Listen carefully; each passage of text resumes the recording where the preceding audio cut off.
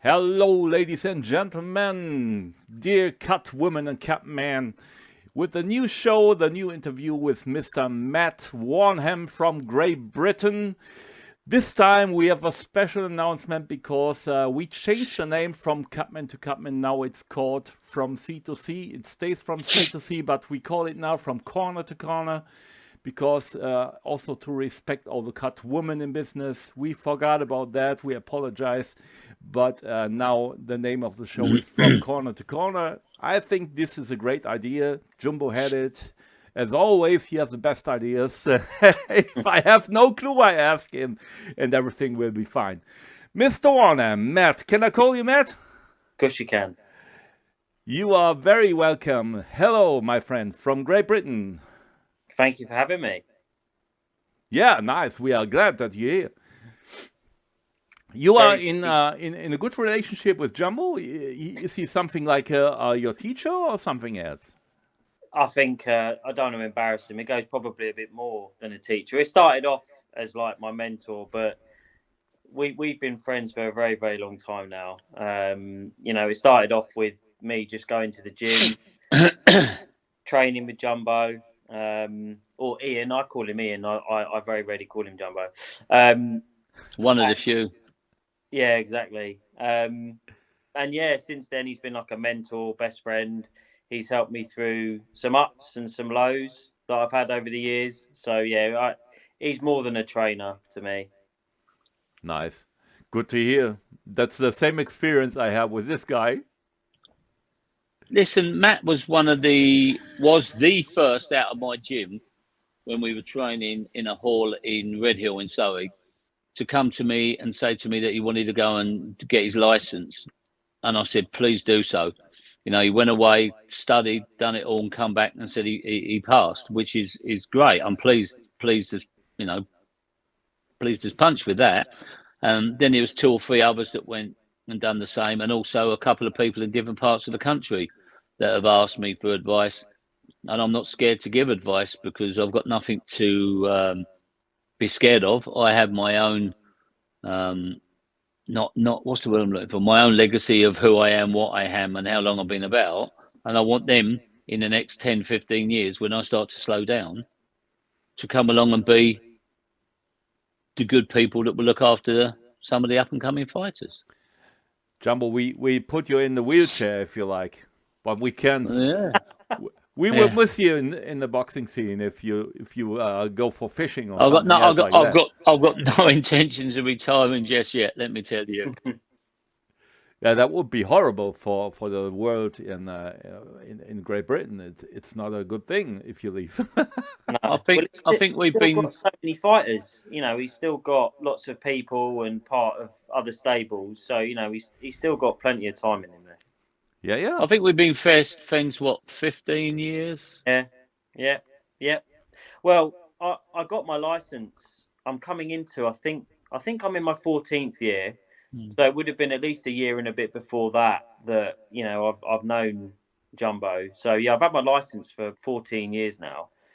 So yeah, been part of some absolutely amazing shows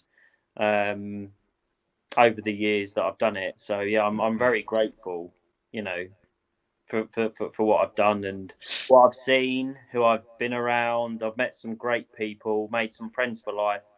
So it's more than just a hobby. It's been good to me over the years. So Yeah, you can meet friends for life in boxing, but it's rare. Let me say from my opinion and from my perspective of Germany. So it's rare to find really good friends in the boxing scene. Not I don't mean just only the fighters or the trainers. I mean between cutmen, it's very hard to find good friends because most of the people don't like to share their knowledge. And if you ask them, they act like a superstar, like, oh, yeah, I don't give you any information about something. I worked for 40 years now. I can understand a little bit, but in my opinion, as my grandfather always told me, if you ask somebody for help or for education and you do it wisely and with respect, he might give you some good information back. But I saw in the boxing scene, MMA scene everywhere that some people act like superstars and they don't want to give anything away. So it's very hard to understand why that is so, and that's why I'm still fighting all the years now just to give education. Um, you are the guest. I don't want to speak too much about myself, but that's my personal experience. You don't have just good friends in boxing. I think it's about 90% people who don't like to have a good relationship with them together. Yeah. I feel it's quite different here in England. I've got relationship with some really good cutmen. You know, there's Matt, there's Dave Milner, there's Neil, there's Natalie, there was Ashley, there was Matt Upton, Johnny Pegg, Jamie Sheldon. I get on with. Yeah. I'll get on with Adam Gigley. You know, so I can go 10, 12 people.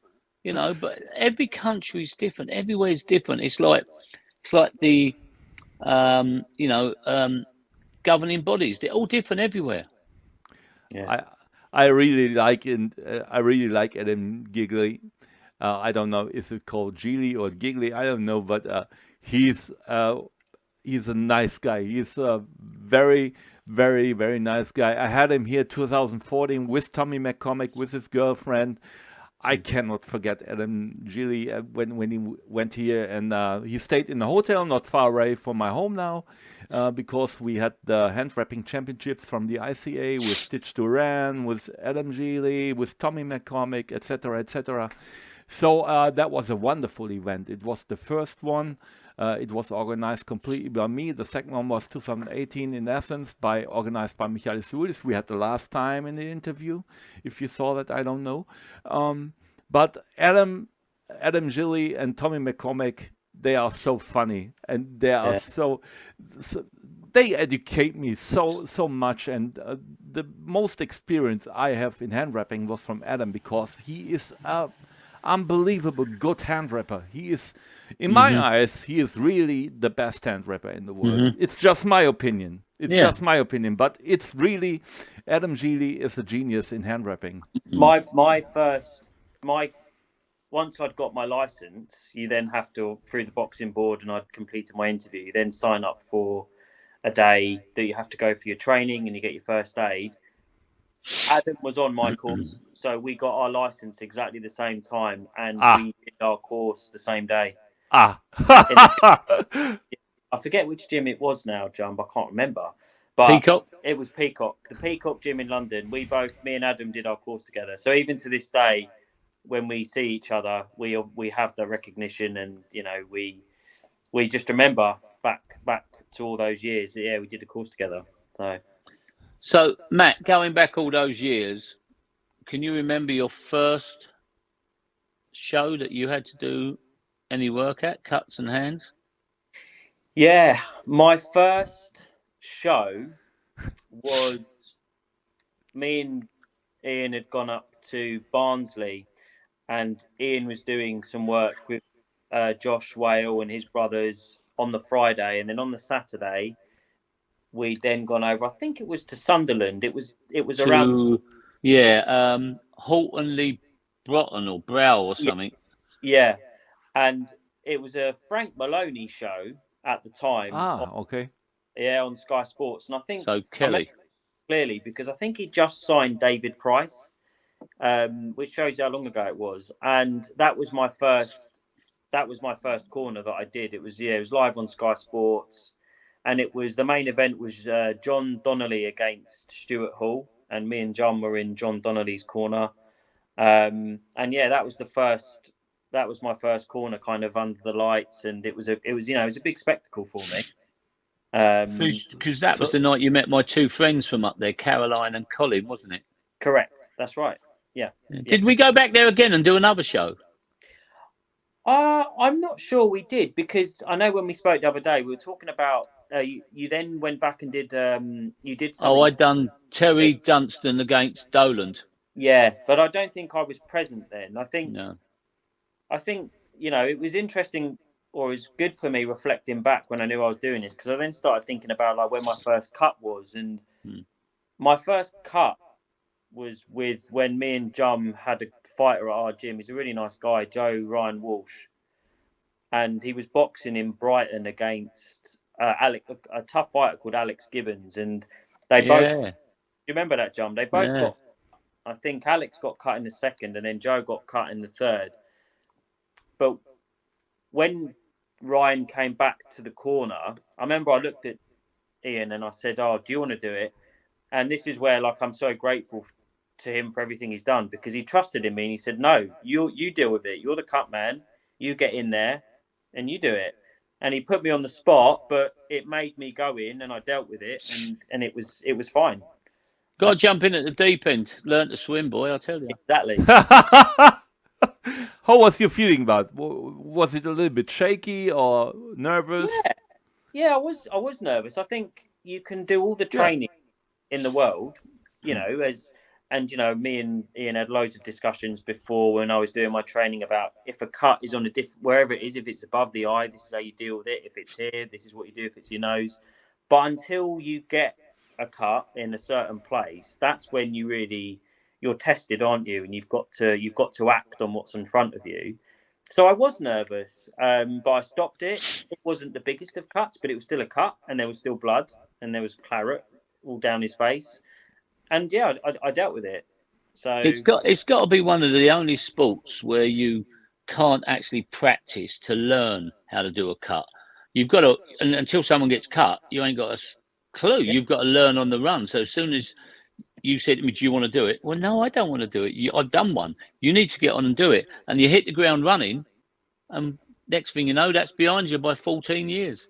yeah, exactly that. And since then I've done other corners. I think the last cut I had was live on the Zone. I forget whose corner I was doing, but again, it's you kind of build yourself up over the years to times like that where you are thrown in and you just got to get on and do it. So yeah, it's pressure, but it's good pressure. Nice. So I remember in my very first year as a cutman, so I was absolutely not professional. I was like, because I had nobody in Germany who teach me anything, and I come from physical therapy, and it was just like we did it before regularly when I was working for soccer or American football or other sports. I tried to be prepared with my stuff, my equipment, but MMA and boxing is different. It's not like somebody has a back pain, you can fix it. No, it's just you are looking into the eyes of a fighter. He's bleeding, he has swellings, anything, and you say to yourself, "Shit, what have I done now?" But Yeah, I try to get as much as education and knowledge from anywhere. I asked so many people. And by the way, also big shout out and thanks to Jacob Duran, who supported me for a while and gave me some good informations. So later I was getting more experience, and it was not. I was going like I was going to work. It's like driving a bicycle. We say in Germany. It's like driving a bike. Yeah. You cannot unlearn driving a bike. So that's my opinion about Cutman work. And what I found out in all the years, you don't need to be a doctor or a professor of medicine. You can also be like a mason or like a taxi driver. I know some one guy I know from England. It's a long time ago. He was a taxi driver and very very successful cutman also. So you Jason don't. Fielding. Yes, of course. It's Yeah, Jason Jason. Fielding. He Yeah, does a yeah. lot. He probably does more MMA than he does boxing now, Jason. But no, he's very very well known. Yeah, it's a lot of years ago. And Mick Williamson. Mick Will- Williamson. Okay, I don't know this guy. Mick is Rick, Williamson was Ricky Ricky. Hatton's cut man for many many years. Oh, okay. So from the face maybe, but the name doesn't say anything to me. Mm. So, but there are so many people in business, so it's nearly impossible to know anybody. But Uh, the, the famous Cutman we all know, that's absolutely not a problem. But we also do this show for the Cutmen which are not so well known or popular, or they don't like to stand in the spotlight. So, and that's also a great idea also from Ian, that we mostly bring up people in this show who are not so popular in the whole world. In their own country, everybody knows you. That's a fact.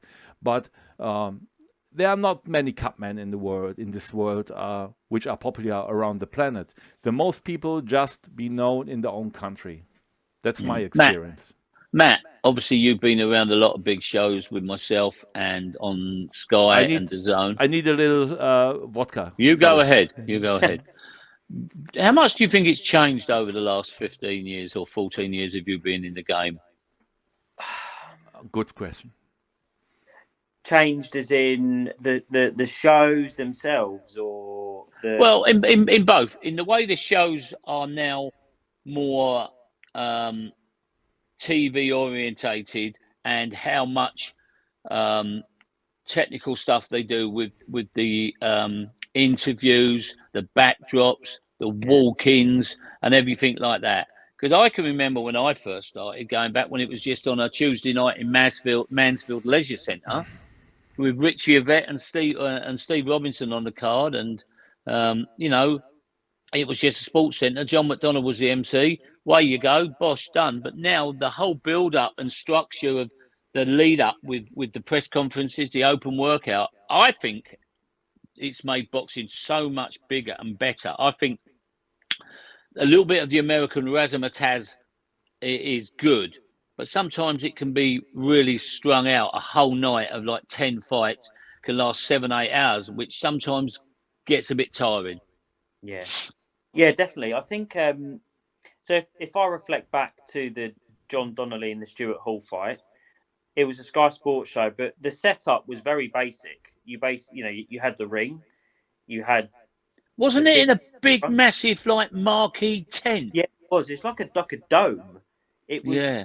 it was massive. But the setup from a production perspective was really basic. And then if you look at things now, and I think, Jump, it started to change, or I noticed a change when Gregos Proxer fought Kerry Hope, Yeah. and they started doing the media workouts, and things started to get a bit more.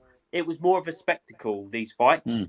Doing a lot more. They were doing open workouts at, in shopping centres, and it was at that time I think it started to really change. And when you look at, that some of the DAZN shows and the productions that they put on, it's massive, and it is better, I think, for the sport. And it's now a week. They have that kind of, this is what we're doing on Monday, this is what we're doing on Tuesday. We've got the open workout here, and I do think it's put the sport on a much bigger platform, and it's more commercially, sound than what it was.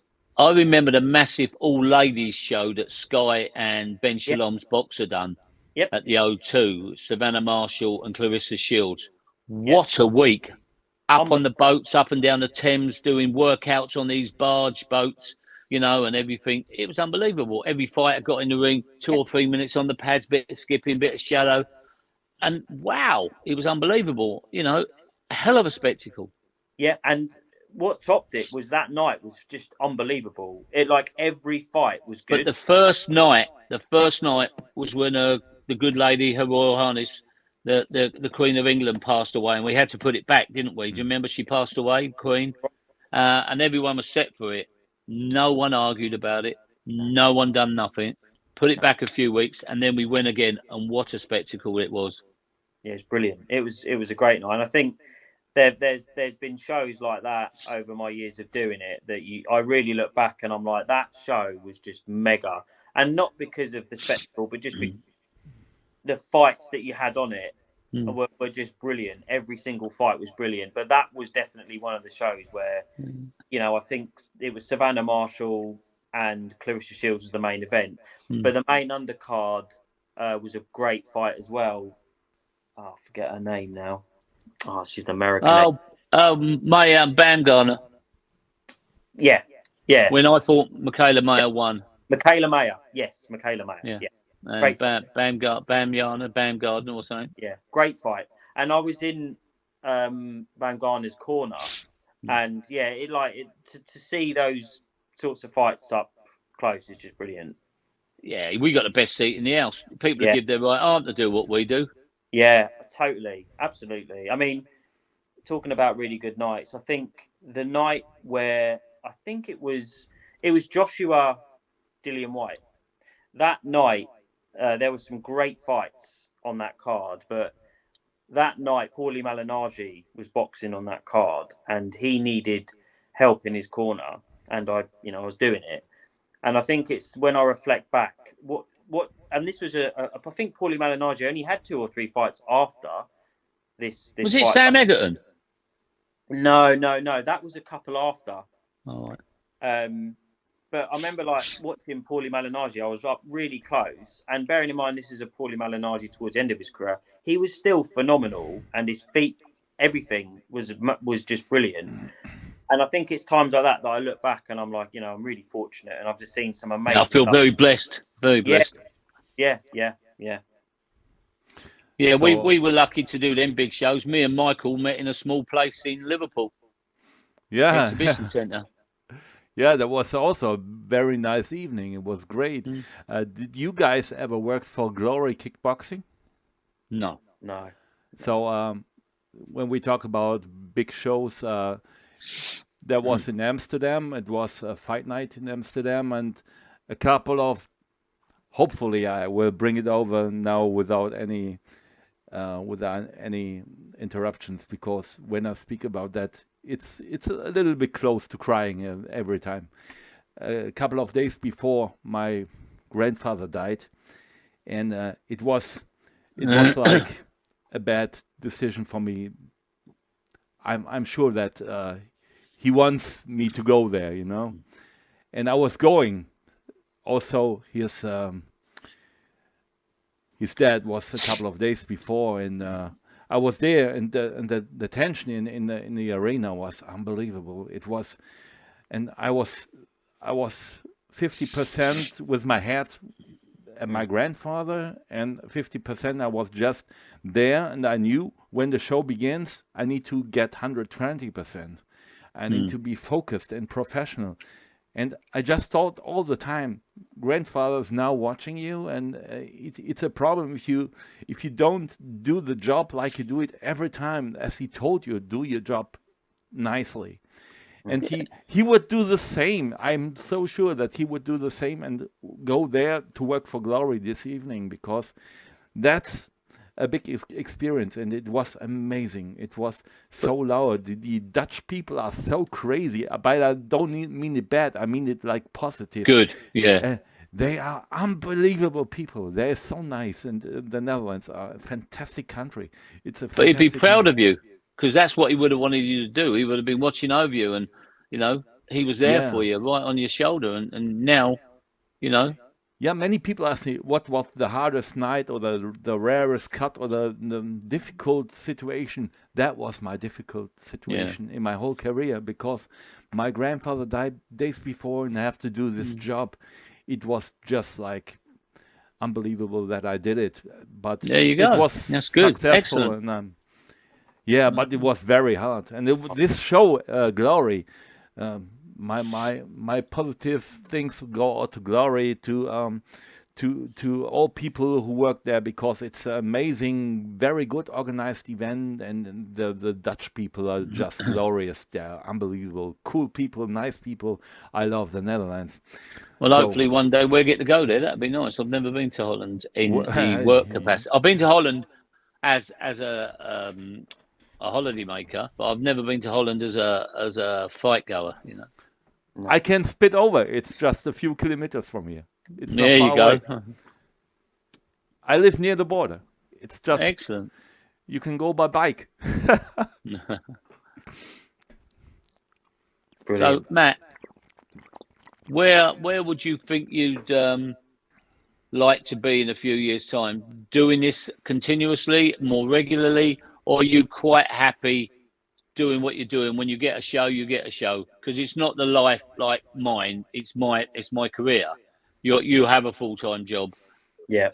You know, would you ever look to maybe be more active in it, or are you quite happy where you are? Because some people are. Some people don't care. They get a call. Oh, can you do this corner? Yeah, no problem.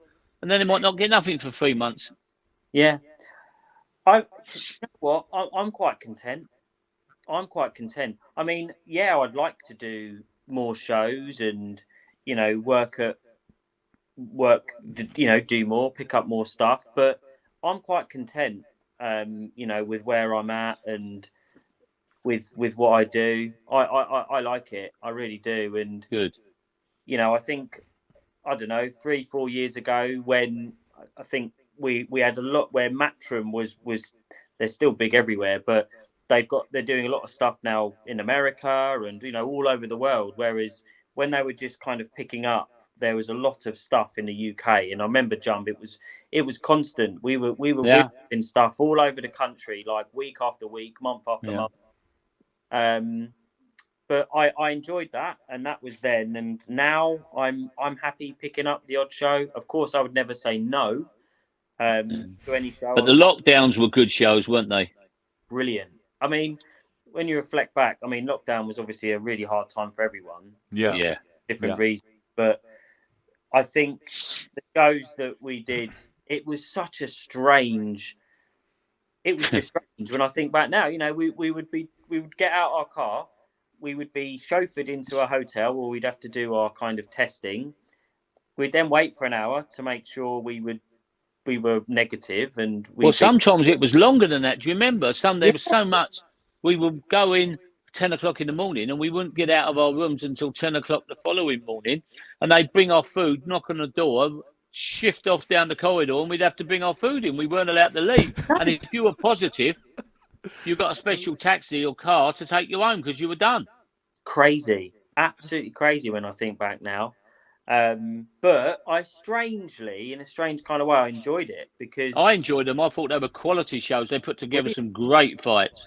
unbelievable fights. You think Povetkin, Dillian White, Yeah, Katie Taylor, and the police officer from Belgium, Pursoon? yeah. Pursoon? Usyk Chisora, was that in? Yeah. No, I don't think that was in lockdown. I can't remember that one. Can't remember, but you know, there was some great fights, really really good. You know, and I mean, but strange again because there was no crowd, so no, you you could know, hear everything, the drop of a pin, and every yeah, time, one fighter would make a good shot, the corner would go, "Oh, great shot! Watch a shot!" And then the next corner, "Oh, that was a cracker!" Trying to influence the judges, but it didn't work because no, it was what it was. You yeah, either won or you lost. it was crazy, and yeah, you could have heard a pin drop. It was really strange. You could hear Adam Smith commentating in the Yeah, commentating you booth. could hear everything. It was crazy.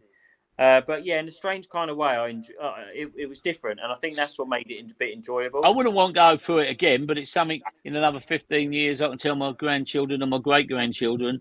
And, you can prove it by the memorabilia you keep. And you say, look, this Yeah, is where I was. And they go, really, Granddad? It's great. It's yeah, fantastic. yeah, yeah. Agree. yeah. That and in that timeline, my wife was very sick about Corona, and Yeah. I also had some guys who asked me for work. But to be honest, that was in a time when we had about 6,000 death cases in a week Mm, in Germany. That was Mm. 6,000 in a week, not in a mm, month, in a week. mm. And my wife was about 88% percentage of oxygen in the blood. Yeah. Mm. Because I'm a little bit experienced with the medical stuff, and so I called the hospital, but they were full. It was not possible to go there. I didn't find a hospital to bring her. So I was taking care of her here in my home. I was looking for oxygen tanks and something like that to give her treatment. And after that all, to be honest, I didn't have the ball to go to any event because I was scared. I was scared Yeah. of COVID. I was fucking scared of COVID. Because not by myself, because I had it since I was give her a treatment here in my Yeah. home. I had it by myself, but I just had a little headache. Nothing. I And see. she was sick like she was dying. And the next day, I was afraid about. So Yeah. for me, if you would ask me for $1 million, I wouldn't go there in that timeline. Now I would No. go, of course, but Yeah. in that period, I had no boats to go. I had no No. boats. No. Well, Matthew, I thank you for being on. I really do, because obviously I've mentored you and a few others, but you were the first one out of the gym to say, "Can I go and do it?" Don't ask me. You want to do it? I'll help you as much as I can, like I always do anybody. But it's really good to have had you on. Some good memories there as well, and hopefully we'll see each other again soon. Because I go on holiday on Saturday, and then our next show is somewhere in August. We don't know who's doing what shows at the moment until I get the scheduling. Yeah. No, I mean, thank you for having me on. It's been a pleasure, and it's been nice to talk through. And like I say, in the build up to this, I was like looking back and reflecting on, some of the stuff I've done, and it made me, it brought back some really good memories. So it was really nice. Yeah, I would think how have. lucky we are. I would like to have another question, just one, if you don't have time. But Yeah, go. so since you were a Cutman, what did it change to your personal life with your confidence, etc.? Is there some changing, or is it the same like ever before? No, confidence. Okay. I think I would put it down to confidence. And when I've worked at shows like, let's say the Joshua Klitschko show, I think when you're walking out in front of massive crowds, you've got thousands and thousands and thousands, 80,000 people, as Carl Froch would quote, looking at, because I did that show as well, Froch Grove. All right, Carl. Well done, Carl. Shout out to Carl. When you've got those eyes looking at one particular area in the ring and you're on point and you've got a job to do, it is pressure. And although I'm only at times just putting the stool in and cleaning the gum shield and getting the stool out, I am there to do a job. And it has helped my confidence, just life, being able to say, yeah, I've done that. And it has, from a confidence perspective, it's helped me, I would say. The biggest way possible is my confidence, definitely. Nice. Yeah, I always think don't look at me; they look at the fighter. That's my way to get calm. What happens. That is definitely what happens. They're not looking at me at all. They probably don't give a monkeys. They probably don't notice me. But when you're in the moment, you don't know that. You don't know that. But years ago, everyone used to walk out with a fighter. The trainer, the second, the cutman, the manager, this. I never walk out with them. I'm just right on the edge. It ain't about us. It's about them. Correct. There to do a job to help them. Yeah. I just do that if they like that I do it, because I prefer to go to the ring before. So I fix my stuff. I have my adrenaline, my stuff I need, and they came. I can fix everything at my table. So it's for me it's easier to stay there instead to go out, because I need some time to prepare myself, because I'm 55. I'm not so quick like the young guys like you, Matt. So I need my time. Well, mate, I'm not young anymore then. I'm not young anymore. What's going on here? Dumbo is very young. You look like about 40. How old are you? Exactly. 65. 65. He's pulling your leg. 65, yeah. 65. Now he's joking with his trumpet. The big No, elephant I is am joking. 65. I was born in 1959. You? I mean Matt. How old is Matt? Oh, no. I know how old you are. I'm 38. 38. I thought about 38, maybe 40, maybe maximum 40. But now the beard is getting grey. Next year. Next year. Oh, I was looking forward to a party. All right. No, that's 2 years, John. Yeah, Are good there stuff. cheap airlines to go there? So, Yeah, we'll find you an airline to come over. Yeah, have a party. Don't you worry. Yeah, hopefully I survive it. yeah, you'll be all right. Thank you very much, both of you. I appreciate this. It's good. No, it's our pleasure. Yeah, and very interesting stories you told. It's very interesting to hear from anybody how the career begins, like your career, your connection to Jumbo. For me, this is just a hobby, but always it's very interesting because you don't see the stories behind the scene, and that's the most interesting part, I think. Yeah. Definitely. Yeah, nice. So, to be honest, when this interview stops, normally I fix it the same day, but I have a problem at my roof. After that, I will work on the video. You better fix So, that first, then before you get a leak, eh? yeah, right, absolutely. And Good. by the way, that was for me also another time very interesting video interview. And Matt, you're a very nice guy. Thanks that I had the honor to have you here on that show. And as always, thank you, Ian, to be Thank here. you, Michael. It's No problem. always I have the feeling like I'm talking to a related person. It's very nice. I will never forget what you and me talked in Liverpool. That was so Yeah. nice, personal meeting, and hopefully we meet personal again very Yeah. soon. That will be We'll very get you over. nice. Maybe we'll get you over and we can do, get you to a show and you can come and watch the show, or we can just get together one time for a bit of food Anytime. or something. If you guys are here in Germany, just give me a call before, please. Maybe if you are here in my area about Cologne, Düsseldorf, or Yeah. Netherlands, I come over to have a coffee with you. Yeah. No problem. No worries. Sounds good. Thank you, Michael. Cool. Thank you both very much. Thank you very much. Yeah. You take care, guys. See you Take soon, care. Matt. God Take bless. care. Enjoy. Bye bye. Take care. Thank you, Have a good Michael. Bye evening. bye. And Take you. care. Bye bye.